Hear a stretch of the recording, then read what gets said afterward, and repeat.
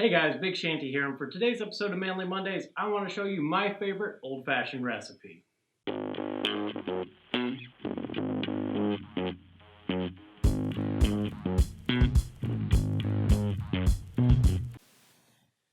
Hey guys, welcome back. So for this week's episode of Manly Mondays, like I said, I want to show you my favorite old-fashioned recipe using a whiskey called Chattanooga Whiskey. Now, this is not sponsored by them or anything. This just happens to be one of my favorite whiskeys. I used to have a couple friends that worked at this distillery, and or the still house, I should say, and they make a great product. It's one of my favorites. This 1816 cask is particularly strong. I believe it's 113 proof, which is awesome. Actually, it's 113.6 proof, so it's very strong but very good. Their 1816 variety, I don't know if you can find it anymore. You might can find it in some liquor stores that had some older bottles, but some of their newer stuff, they have some experimental lines they run, which is really good. Anyways, these guys are based out of Chattanooga. They have a really, really interesting story, actually, that I'm going to talk about now. The Chattanooga Whiskey story is very interesting, and their story began in 2011 with the simple mission of bringing back whiskey to the people. They had a successful community power campaign called the Vote Whiskey campaign, which eventually led to them becoming the first distillery in Chattanooga in a century. And in 2015, they began the patient process of crafting their malt-forward style of straight bourbon called Tennessee High Malt. Now, what I'm drinking today is different. It's called the 1816, and I'll get to that in a moment. As laws started to change around the time period of 2009 to 2012, Chattanooga Whiskey was a large driver of changing the distillery laws for Tennessee and Chattanooga particularly. And in April of 2012, they released the 1816 Reserve and the 1816 Cask, which is what I'm drinking right now. Now, fast forward a few years until 2015, and then you have Chattanooga Whiskey 100 released, which was their first bottle or their first series of whiskey actually produced in Chattanooga in 100 years.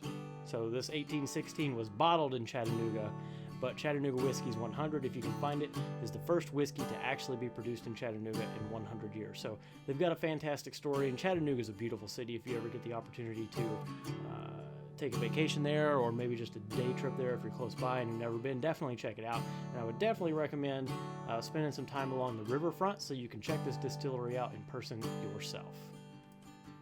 All right, now that you're back and you got a nice little history of this still house, I want to tell you my favorite old-fashioned recipe, and then we'll dive into some don'ts for husbands while we drink. So, first and foremost, I like to use regular simple syrup. Now, you can use sugar cube and bitters however you want to work it out.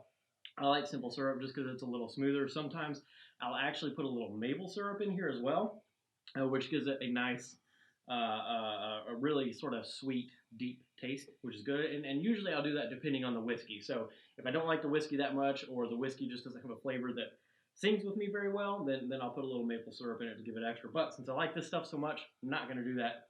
Just regular simple syrup. So you take your simple syrup. I like to use about half a shot's worth.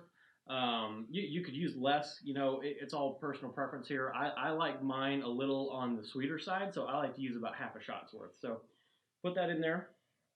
And then my next step, I like to take a little orange peel. So I use a cherry as well. That's optional, it kind of depends on your style. If you like a traditional old fashioned, you like the cherry. If not, you don't. I like it. I use it as a stir, honestly. But I take my orange peel, put it in there, let the oils kind of mix with the sugar a little. Then I'm going to take my bitters, and traditional old-fashioned here, I'm just going to do 3 or 4 drops. There we go. Now, at this point, I'm going to take my ice. Now, I took the time last night to make some clear ice. I just got some small cubes. I don't know how well you're going to be able to see it. How it's clear, right? But so it's very easy to make clear ice, and to me, I don't drink that often. This is kind of a special treat every now and then. So I like to take the time to make that clear ice, enjoy it a little. There is some benefit to using it. Clear ice melts slower, so you're going to dilute your drink a little less quickly if you're using clear ice.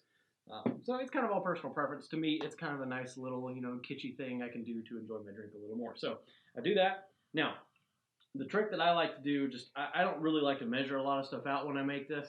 I just kind of go by look and feel.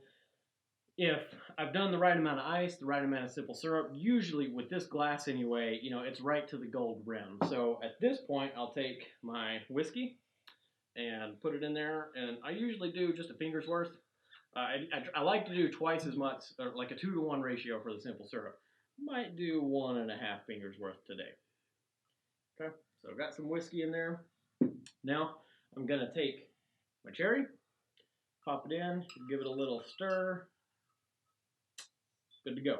Now, most people, that's your old fashioned. It's done. It's delicious. It's good. I've got an extra step that I like to do to give it kind of a smoky flavor. So I'll take an orange, and I've already cut on this one, so I'm just going to do this again here. Cut a big chunk of the peel off, and you actually want to get some of the pith. If you get some of the fruit, that's okay.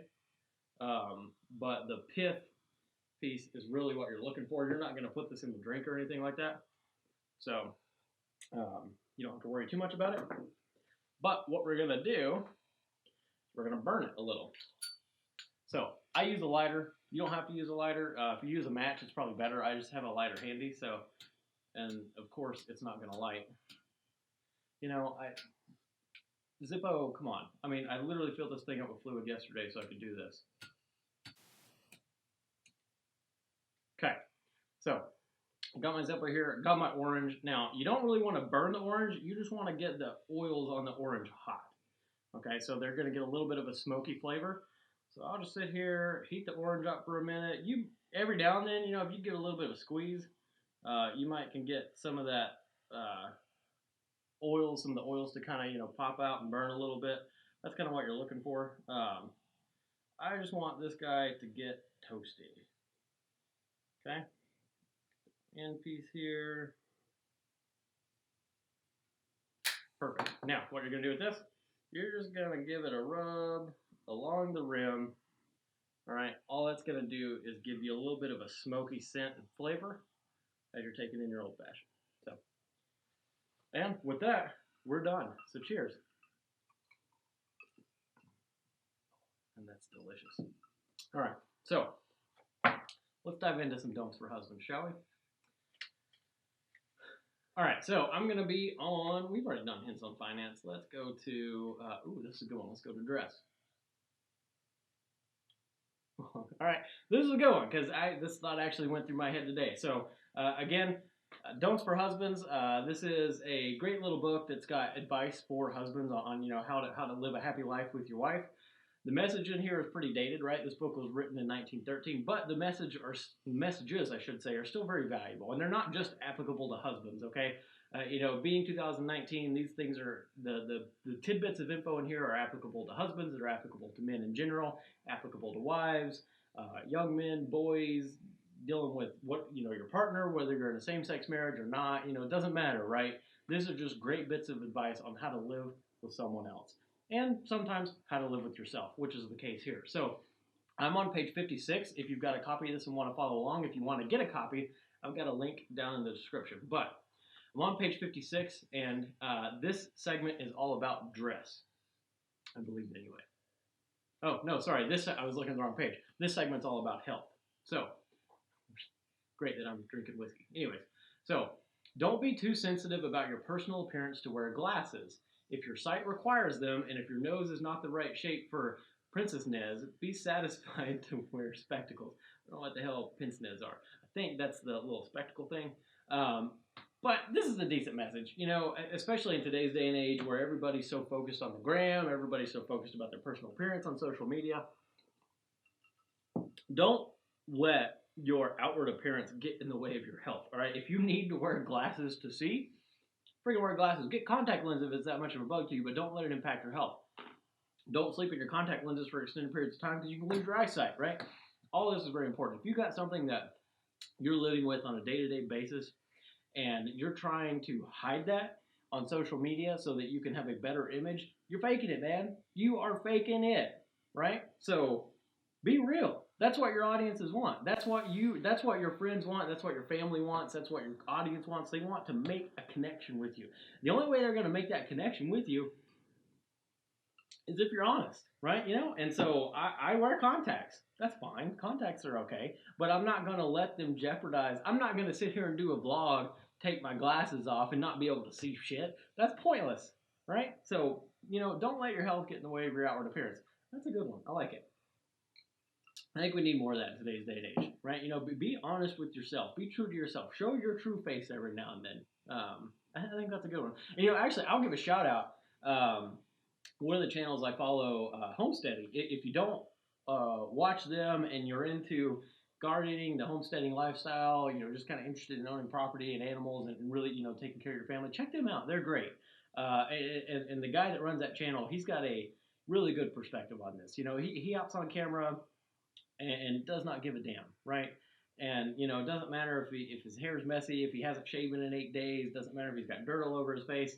He's there to get a message out about his lifestyle and to share that lifestyle with his audience. And I think there's something so valuable and so truthful and honest about that, guys. That's amazing.